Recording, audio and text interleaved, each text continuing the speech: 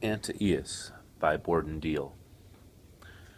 This was during the wartime, when lots of people were coming north for jobs in factories and war industries, when people moved around a lot more than they do now, and sometimes kids were thrown into new groups and new lives that were completely different from anything they had ever known before.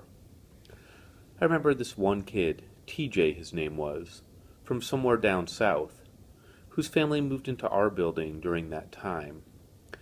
They'd come north with everything they owned piled into the back seat of an old model sedan that you wouldn't expect could make the trip, with TJ and his three younger sisters riding shakily on top of the loaded junk.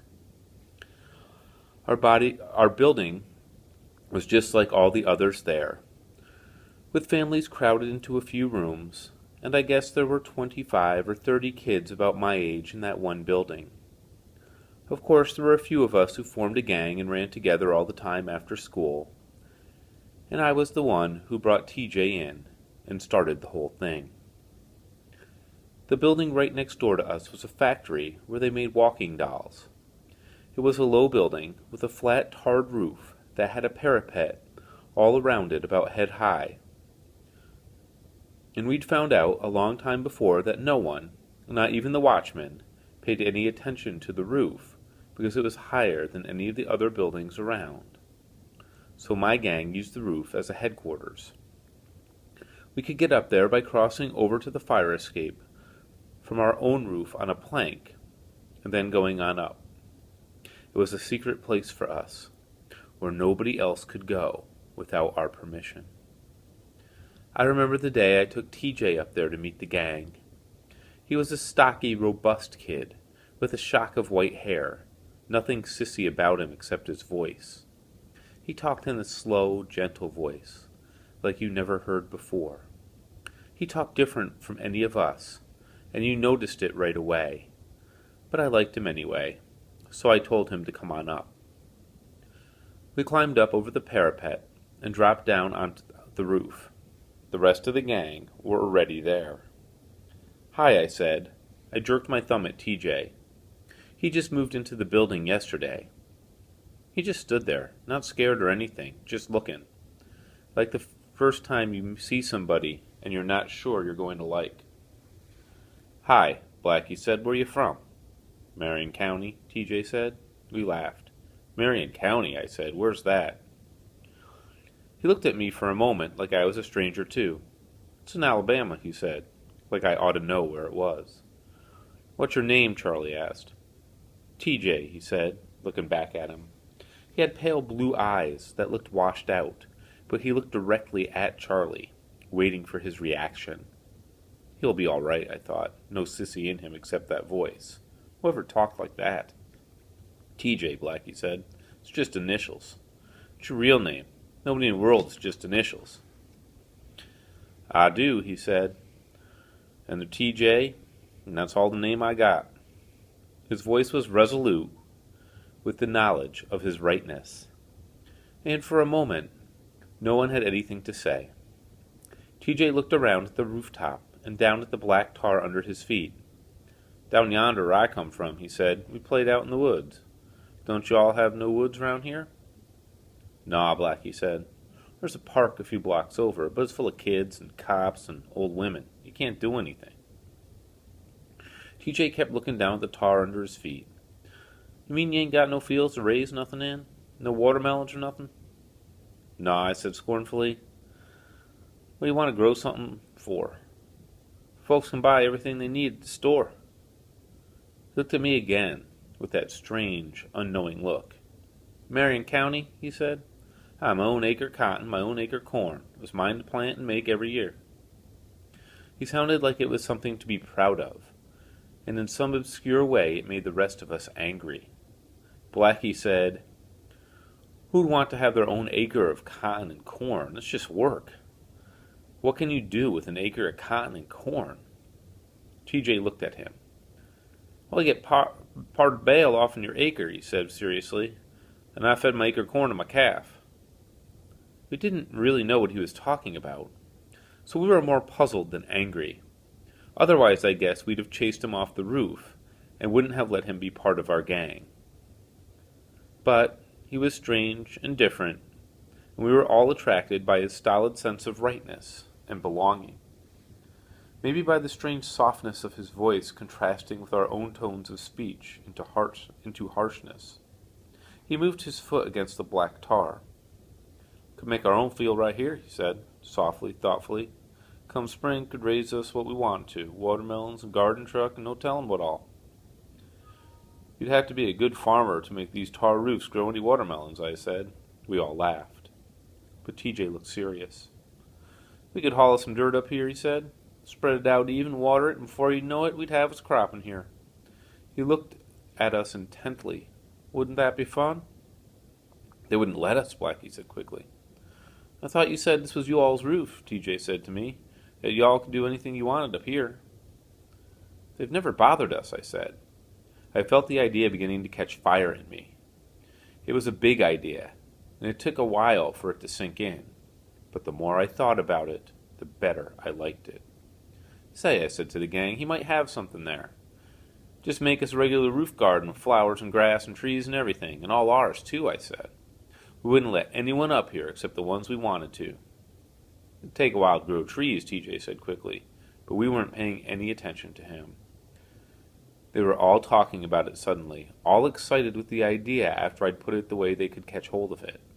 Only rich people had roof gardens, we knew. The idea of our own private domain excited them. "We could bring it up here in sacks and boxes," Blackie said. "We'd have to do it while folks weren't paying any attention to us, for we'd have to come onto the roof of our building, then cross over with it." "Where could we get the dirt?" someone said worriedly.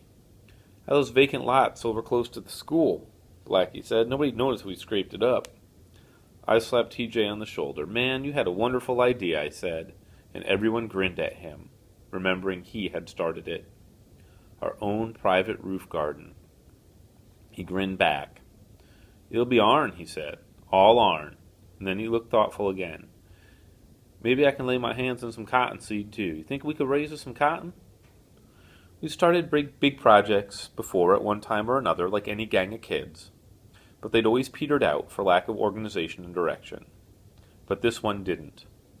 Somehow or other, TJ kept it going all through the winter months. He kept talking about the watermelons and the cotton we'd raise come spring.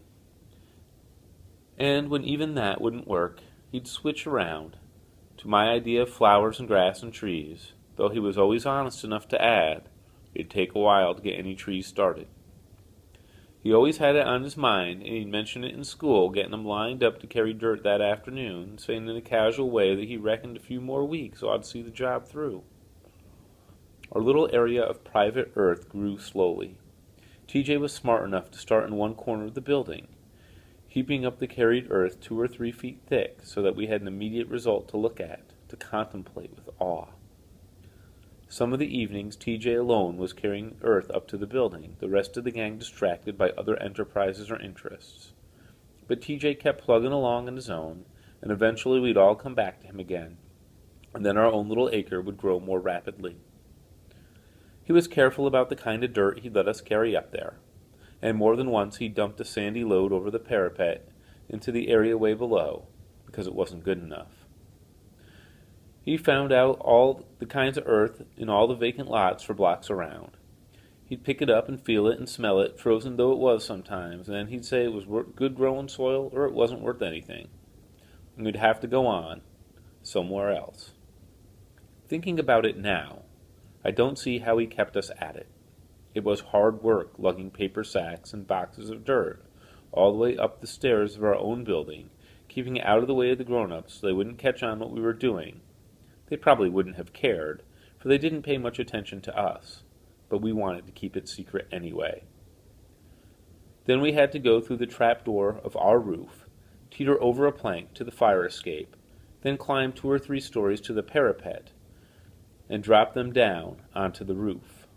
All that for a small pile of earth that sometimes didn't seem worth the effort. But TJ kept the vision bright within us, his words shrewd and calculated toward the fulfillment of his dream, and he worked harder than any of us. He seemed driven toward a goal we couldn't see, a particular point in time that would be definitely marked by signs and wonders that only he could see.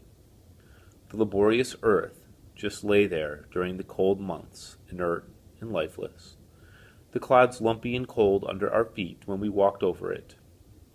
But one day it rained, and afterwards there was a softness in the air, and the earth was live and giving again, with moisture and warmth.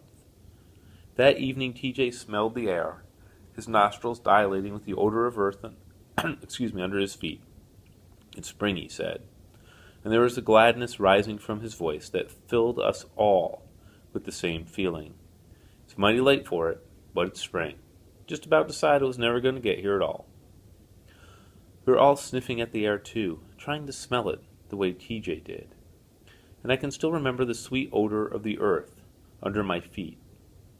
It was the first time in my life that spring and spring earth had meant anything to me. I looked at TJ then, knowing in a faint way the hunger within him through the toilsome winter months, knowing the dream that lay beyond his plan. He was a new Antaeus, preparing his own bed of strength. "Planting time," he said. "We'll have to find us some seed." "What do we do?" Blackie said. "How do we do it?" "First we'll have to break up the clods," TJ said. "That won't be hard. Then we plant the seeds, and after a while they come up, and then you got a crop." He frowned. "But you ain't got it raised yet. You got to tend it and hoe it and take care of it. And all the time it's growing and growing, while you're awake and while you're asleep. Then you lay it by when it's growed and let it ripen, and then you got yourself a crop." "There's wholesale seed houses over on 6th, I said. "We could probably swipe some grass seed over there." TJ looked at the earth. "You all seem mighty set in raising grass," he said. "I ain't never put no effort into that. Spent all my life trying not to raise grass." "But it's pretty," Blackie said. "We could play on it and take sun baths on it, like having our own lawn. Lots of people got lawns." "Well," TJ said. He looked at the rest of us, hesitant for the first time. He kept looking at us for a moment. "I did have in mind to raise some corn and vegetables, but we'll plant grass." He was smart. He knew where to give in. I don't suppose it made any difference to him, really. He just wanted to grow something, even if it was grass. "Of course," he said, "I do think we ought to plant a row of watermelons. It'd be mighty nice to eat while we was laying on that grass." We all laughed. "All right," I said. "We'll plant us a row of watermelons." Things went very quickly then. Perhaps half the roof was covered with earth, the half that wasn't broken by ventilators, and we swiped pocketfuls of grass seed from the open bins in the wholesale seed houses, mingling among the buyers on Saturdays and during the school lunch hour. TJ showed us how to prepare the earth, breaking up the clods and smoothing it and sowing the grass seed. It looked rich and black now with moisture, receiving of the seed, and it seemed that this grass sprang up overnight, pale green in the early spring. We couldn't keep from looking at it, unable to believe we had created this delicate growth. We looked at TJ with understanding now, knowing the fulfillment of the plan he had carried along within his mind. We had worked without full understanding of the task, but he had known all the time. We found that we couldn't walk or play on the delicate blades as we had expected to, but we didn't mind. It was enough just to look at it, to realize it was the work of our hands, and each evening the whole gang was there trying to measure the growth that had been achieved that day. One time, a foot was placed on the plot of ground, one time only, Blackie stepping onto it with sudden bravado. Then he looked at the crushed blades, and there was shame in his face. He did not do it again. This was his grass, too, and not to be desecrated. No one said anything, for it was not necessary. TJ had reserved a small section for watermelons, and he was still trying to find some seed for it. The wholesale house didn't have any watermelon seeds, and we didn't know where we could lay our hands on them. TJ shaped the earth into mounds, ready to receive them. 3 mounds lying in a straight line along the edge of the grass plot. We had just about decided that we'd have to buy the seeds if we were to get them. It was a violation of our principles, but we were anxious to get the watermelons started. Somewhere or other, TJ got his hands on a seed catalog and brought it one evening to our roof